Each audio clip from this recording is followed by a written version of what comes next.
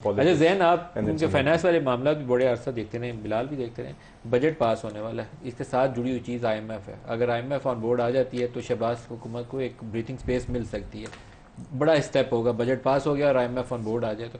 अगर IMF on board आ जाती है का कल तो फैसला वजीर आजम ने कर दिया। मेरी तकरीर के बाद वजीर आजम साहब उठे, उन्होंने जवाब दिया, खुशखबरी सुनाऊंगा, और उन्होंने कहा कि मैं आईएमएफ के साथ मैंने मशरूत ये बजट बनाया है और उनकी अप्रूवल आ गई। तो फिर अगर ऑन बोर्ड वाली तो बात ही ना आ गई ना, फिर तो अप्रूव, जो बात मैं करता था कि ये अवाम दोस्त बजट नहीं, ये आईएमएफ नवाज बजट है, तो वो आईएमएफ नवाज देगी, फिर इसमें कौन सी बड़ी बात है सर। लेकिन दैट आईएमएफ प्रोग्राम हमारी लाइफ लाइन है। जी जी, और वो आज उसका थ्रू होना इस वक्त बहुत जरूरी है ताकि हम मैंने तो ये किसी दिन नहीं कहा कि आईएमएफ प्रोग्राम की हमें जरूरत नहीं है। मैं तो कह रहा हूँ कि आईएमएफ प्रोग्राम होना चाहिए। इस पे पीटीआई को कुछ सियासत नहीं करनी, लेकिन आप करें एक दूसरे से, लेकिन हुकूमत को बिछ नहीं जाना चाहिए आईएमएफ के आगे, को थोड़ा सा अपनी भी बात नहीं जी, कोई नहीं बिछी जी, बिल्कुल। We have tried to strike a balance, it's never easy. जब आप नहीं वी हैवंट, नहीं देखिए, फेलियर मैं आपको बताऊं क्या था। मैं आपको बताता हूं फेलियर क्या था। फेलियर था कि मैं खुदकुशी कर लूंगा, आईएमएफ नहीं जाऊंगा।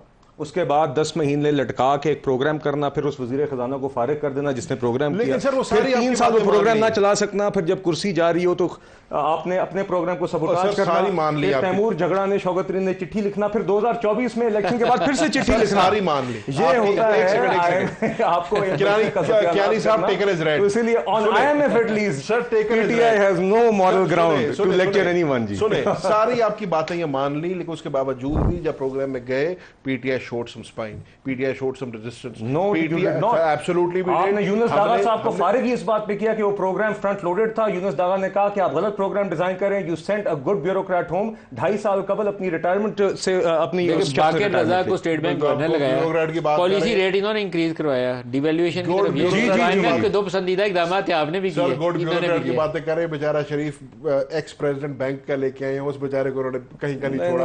ठीक है, वो बात औरंगजेब ने अगर प्रोग्राम अच्छे से कर लिया तो फिर वो गो होम नहीं होगा, फिर वो सर्वाइव कर जाएगा। But fact of the matter is कि प्रोग्राम में 100 दफा जाए।